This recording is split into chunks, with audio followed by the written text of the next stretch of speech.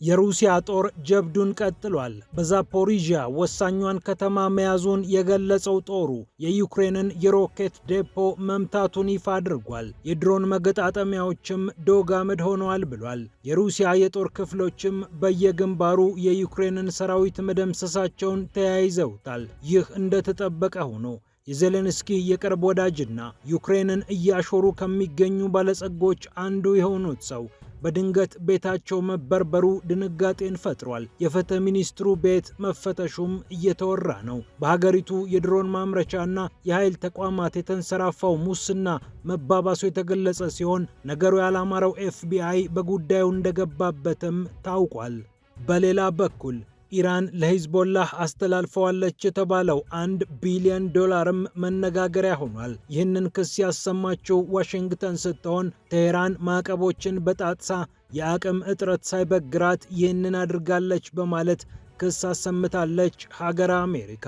እንዲሁም ግብፅ በጅቡቲ የምትደላደልበትን መሬት ልትይዝ መሆኑ እየተሰማ ነው። በጅቡቲ ወደብ ለመገንባት ላይታች እያለች ያለችው ካይሮ ይህንን ዳር ለማስያዝና ኢትዮጵያን የማፈን ስትራቴጂዋን እውን ለማድረግ እየባዘነች ነው። የግብፅ ጦርስ በጅቡቲ ስፍራ ይይዝ ይሆን የሚለው ጥያቄም እየተጠየቀ ይገኛል። ፒያሳ ኔትወርክን ስትከታተሉ ሁሉንም በጥልቀት ታገኛላችሁ። ፒያሳ ኔትወርክን ሰብስክራይብ፣ ላይክ እና ሼር በማድረግ የተአማኒና የጥልቅ ዘገባዎች ቤተሰቡን ስንል በአክብሮት ጋብዘናል። አሁን ወደ ጉዳዮቻችን አለፍን።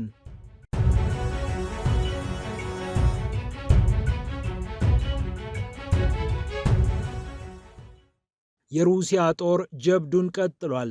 የሩሲያ የመከላከያ ሚኒስቴር ይፋ እንዳደረገው በዛፖሪዥያ የምትገኘውን ኖቮዬን የሩሲያ ጦር በቁጥጥር ስር ማዋል ችሏል። ከኖቮዬ በተጨማሪ ሌሎች አካባቢዎችም ላይ በተወሰዱ እርምጃዎች በዩክሬን ጦር ላይ ሰብአዊና ቁሳዊ ኪሳራ ማድረስ ተችሏል ይላል የመከላከያ ሚኒስቴሩ ሪፖርት። በዛፖሪዥያ ኖቮዬ ሰፍሮ የነበረው የዩክሬን ጦር ተመቷል ያለ ሲሆን ቮስቶክ የተባለው የጦር ክፍልም ይህንን ጀብድ መፈጸሙ ነው ይፋ የተደረገው። ከኖቮዬ በተጨማሪ ስላድኮ የተባለችው አካባቢ በዛው በዛፖሪዥያ ክልል ነፃ ወጥታለች ነው የተባለው። የሩሲያ ጦር በዶኔስክም ተጨማሪ ስፍራዎችን በቁጥጥሩ ሲያውል ናቶቭካ የተባለችውን አካባቢ ነፃ አውጥቻለሁ ሲል ጦሩ ይፋ አድርጓል። ሴንትር እየተባለ የሚጠራው የሩሲያ የጦር ክፍል 510 የዩክሬን ወታደሮችን በ24 ሰዓት ውስጥ ብቻ መደምሰሱን የሩሲያ የመከላከያ ሚኒስቴር ሪፖርት አመላክቷል። ከሰብአዊ ኪሳራው በተጨማሪ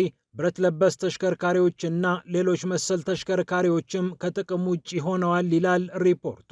ቮስቶክ የተባለው የጦር ክፍል ደግሞ 235 የዩክሬን ወታደሮቹን መደምሰሱን ሲያሳውቅ፣ በዛፓድ የጦር ክፍል አማካኝነት ደግሞ ሌሎች 210 የዩክሬን ወታደሮች ተደምስሰዋል ተብሏል። ሴቨር የተባለው የጦር ክፍልም 130 የዩክሬን ወታደሮችን ከህይወት መዝገብ ሰርዣለሁ ሲል ይፋ አድርጓል።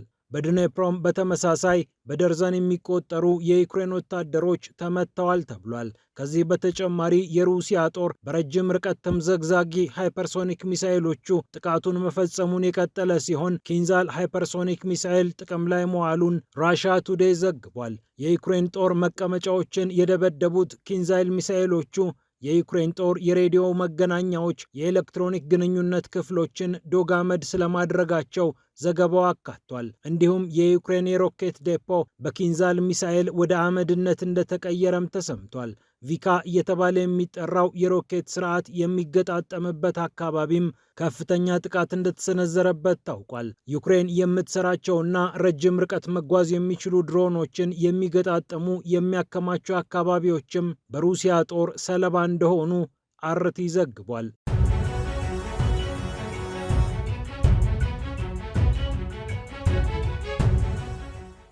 በሌላ በኩል የዜሌንስኪ ወዳጅና ባለጸጋ ድንገት ቤታቸው ተፈትሿል። በእርግጥ ድንገትነቱ ለእርሳቸው ነው እንጂ ለዩክሬን ብሔራዊ የጸረ ሙስና ቢሮ አይደለም። ናቡ እየተባለ የሚጠራው ይህ ቢሮ የተለያዩ የሙስና ተግባራትን በማጋለጥና በዚህ ጉዳይ ላይ የተሰማሩ ሰዎችን በቁጥጥር ስር በመዋል ይታወቃል። በአንጻራዊነት ነፃ ሆነው ከሚሰሩ ተቋማት መካከል አንዱ የነበረው ናቡ ቀጥታ ተጠሪነቱ ለዜሌንስኪ እንዲሆን መደረጉ በቅርብ ጊዜ ውስጥ ከፍተኛ ውዝግብ ፈጥሮ እንደነበር ይታወቃል። አሁንም ስራውን የቀጠለው ይህ የጸረ ሙስና ቢሮ የዜሌንስኪ የቅርብ ወዳጆችንም አልማራቸውም ነው የተባለው። ከዜሌንስኪ ጋር ቅርበት ያላቸው ዜሌንስኪ ተዋናይና ኮሜዲያን በነበሩበት ጊዜም ጭምር እጅና ጓንት ሆነው ይሰሩ የነበሩ በኋላም የዩክሬንን ሀብት እንዳሻቸው አድርገውታል ተብለው ስማቸው የሚነሳው ቲሙር ሚንዲክ ናቸው ቤታቸው የተፈተሸው። የቲሙር ሚንዲክ ቤት መፈተሹንና መሰል እርምጃ መወሰዱን ያሮስላቭ ዜሌስናክ የተባሉ አንድ የፓርላማ አባል ይፋ አድርገዋል። የእርሳቸውን ንግግር ተከትሎም የዩክሬን መገናኛ ብዙሃን ሰፋ ያሉ ሀተታዎችን ጽፈዋል። በተለይ ኢነርጂአቶም እየተባለ የሚጠራውና ዩክሬን የምታገኛቸውን ኃይሎች የሚሸጠው የሚያከፋፍለው ተቋም በከፍተኛ ሙስና ውስጥ ተዘፍቆ እንደነበር ሲወራ ነበር። እናም በሚንዲክ እና በሌሎች ሰዎች ላይ ከ1000 ሰዓት በላይ ከፍ ያለ ስለላ ሲካሄድ ከቆየ በኋላ 15 ወራት የፈጀው ምርመራ ወደ ፍተሻ መሸጋገሩ ነው የተሰማው። ከሚንዲክ በተጨማሪ የፍትህ ሚኒስትር የሆኑትና ከዚህ ቀደም የኃይል ሚኒስትር ተደርገው የተሾሙት ጀርመን ጋሉሼንኮ የፍተሻው ሰለባ እንደሆኑ በርካታ የዩክሬን መገናኛ ብዙሃን እየዘገቡ ይገኛሉ።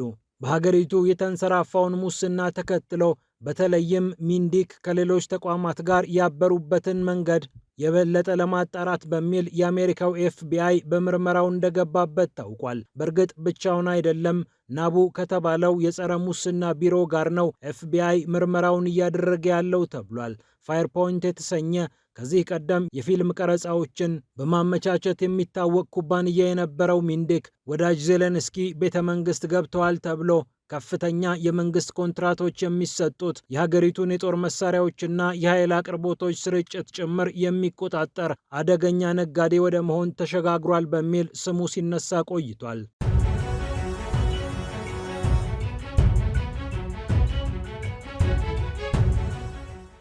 በሌላ በኩል አሜሪካ ኢራንን ከሳለች።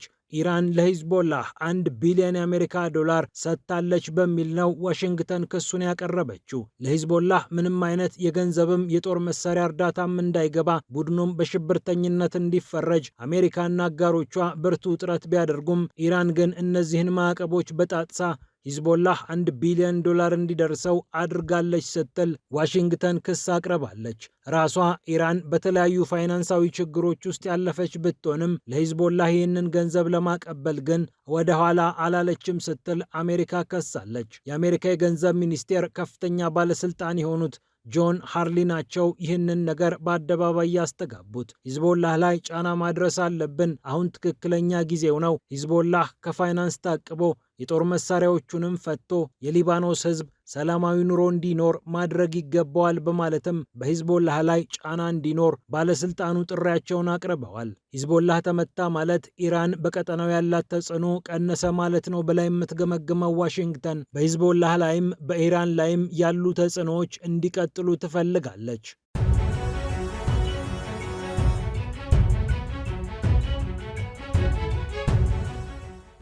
በመጨረሻም ወደ ቀጠናችን ስንመለስ ግብፅ በጎረቤት ጅቡቲ ወደብ ለመገንባት የሚያስችላትን እንቅስቃሴ እያደረገች ትገኛለች። ወደብና የሎጂስቲክ ማዕከል ካልገነባሁ ብላ የተነሳችው ግብፅ ኢትዮጵያን የማፈን ስትራቴጂዋን አጠናክራ ቀጥላለች ነው የተባለው። ከራሷ ጥቅም በላይ የኢትዮጵያ ጉዳት የሚያሳስባት ግብፅ የኢትዮጵያ ዓለም አቀፍ የንግድ መውጫና መግቢያ የሆነችውን ጅቡቲን እግረ መንገዷን ለመቆጣጠር እየሰራች መሆኑ ታውቋል። የግብፅ ምክትል ጠቅላይ ሚኒስትርም ወደ ጅቡቲ የሚያደርጉት ጉዞ በዚህ ጉዳይ ላይ ለመምከር መሆኑን ካፒታል ጋዜጣ ዘግቧል። የግብፁ ምክትል ጠቅላይ ሚኒስትር ወደ ጅቡቲ ሲሄዱ በሎጂስቲክስ እና በወደብ ጉዳዮች ይመክራሉ ተብሏል። ከዚህ ቀደም በመሐመድ ፋቲ ሙሳ የሚመራ የልዑካን ቡድን ወደ ጅቡቲ ሄዶ ይህንን ሐሳብ ያውጠነጠነ ሲሆን የመጨረሻውን ምዕራፍ ለማወጅ የግብፁ ምክትል ጠቅላይ ሚኒስትር ካሜል ኤልዋዚር ጉብኝት ይጠበቃል ተብሏል። ከወደቡ በተጨማሪ 10 ሄክታር የሎጂስቲክስ ዞን እንደሚቋቋም የተነገረ ሲሆን ግብፅ 1450 ሜትር የሚረዝም ከቀይ ባህር ወደ ጅቡቲ መሬት የሚገባ የመርከቦች መልህቅ መጣያ እንደምትገነባም ታውቋል። 18 ሜትር ጥልቀት አለው የተባለው ይህ የመርከቦች ማሳረፊያ በአጠቃላይ 5 ሚሊዮን የሚሆኑ ኮንቴነሮችን መያዝ እንዲችል ተደርጎ ይገነባል ነው የተባለው። አካባቢን የማይበክል አረንጓዴ ወደብ እገነባልሻለሁ ብላ የጅቡቲን ልብ እያባበለች የምትገኘው ካይሮ በቀጣይ ወደቡን የምጠብቅበት የሎጂስቲክ ማዕከሉን ጸጥታ የማስተባብርበት ጦር ላስገባ ብላ ብትጠይቅ አያስገርምም። ለዚህም ነው የግብፅ ጦር ወደ ጅቡቲ የሚገባበት እድል ያገኝ ይሆን በሚል ጥያቄ እየተጠየቀ የሚገኘው። በሶማሊያም አልሻባብን ልውጋ፣ የሶማሊያን ጸጥታ ላስጠብቅ በሚል ጦሯን ጠጋጠጋ ያደረገችው ግብፅ በጅቡቲም አጋጣሚውን ፈልጋ ኢትዮጵያን የማፈን ስትራቴጂዋን አጠናክራ ልትቀጥል እንደምትችል ይጠበቃል። ከራሷ ጥቅም በላይ የኢትዮጵያ ጉዳት ያሳስባታልና። ፒያሳ ኔትወርክን ስትከታተሉ ስለቆያችሁ ክብረት ይስጥልን ብለናል። ፒያሳ ኔትወርክን ሰብስክራይብ፣ ላይክ እና ሼር በማድረግ የተአማኒና የጥልቅ ዘገባዎች ቤተሰቡን ስንል በአክብሮት ጋብዘናል። ሰላም ለዓለማችን።